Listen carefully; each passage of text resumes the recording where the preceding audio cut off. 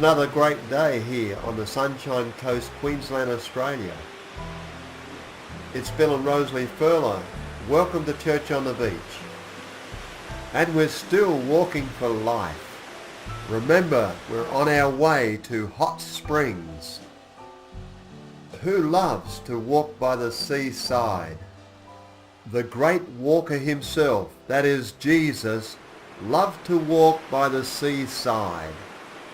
Let me share from Matthew chapter 4. Verse 18 says, "One day Jesus was walking along the shore of the Sea of Galilee.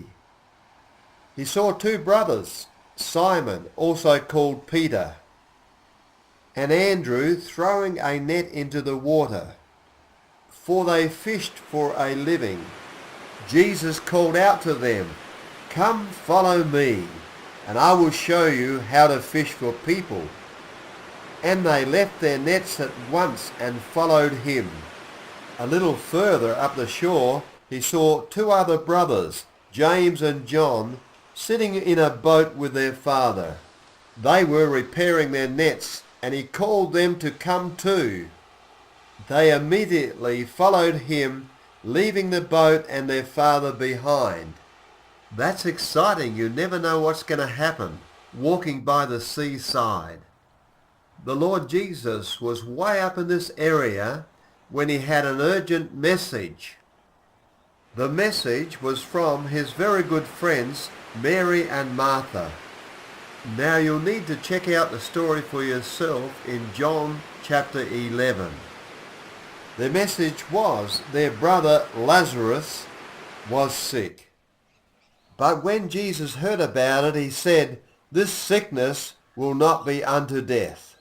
No, it has happened for the glory of God, so the Son of God will receive glory from this."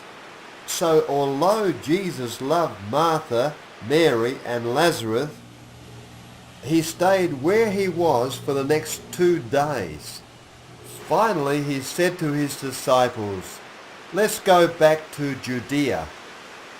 Think about it. How far would he have to go to see his very good friends? And how would he get there? I have been on that journey, but it was in a tour bus. I know for sure that Jesus wouldn't be able to catch a tour bus to get there. Let's say it's about 50 miles. I believe that Jesus loved to walk. He'd meet so many people. At one time he walked way out of the course of where he was going to meet just one lady at the well. You can read about it in John chapter 4. But this woman was instrumental in a great revival in Samaria. Let's pick up this story in John chapter 11 verse 17. When Jesus arrived at Bethany, he was told that Lazarus had already been in his grave for 4 days. Martha said to Jesus, "Lord, if you'd only had been here, my brother would have not died. But even now I know that God will give you whatever you ask." Jesus told her, "Your brother will rise again." "Yes," Martha said, "he will rise when everyone rises at the last day." Jesus told her, "I am the resurrection and the life. Anyone who believes in me will live, even after dying. Everyone who lives in me and believes in me will never ever die. Do you believe this?" Martha said, "Yes, Lord." She told him, "I have always believed you are the Messiah, the Son of God, the one who has come into the world from God." Jesus stood at the tomb and said, "Roll the stone aside." But Martha, the dead man's sister, protested, "Lord, he has been dead for 4 days. The smell will be terrible." Jesus responded, "Didn't I tell you that you would see God's glory if you believe?" What about the glory of God seen in this sunrise today? Jesus at the tomb cried with a loud voice, "Lazarus, come forth."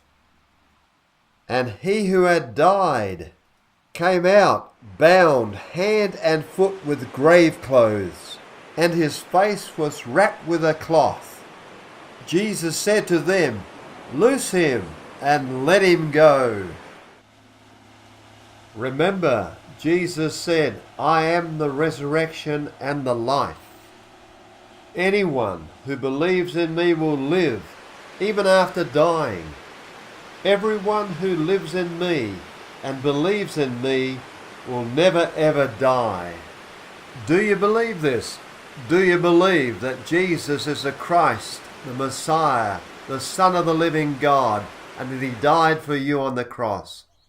I hope you do, and if you do, you'll see the glory of God.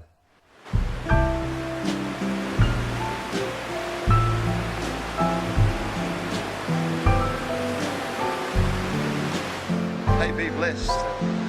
God be with you.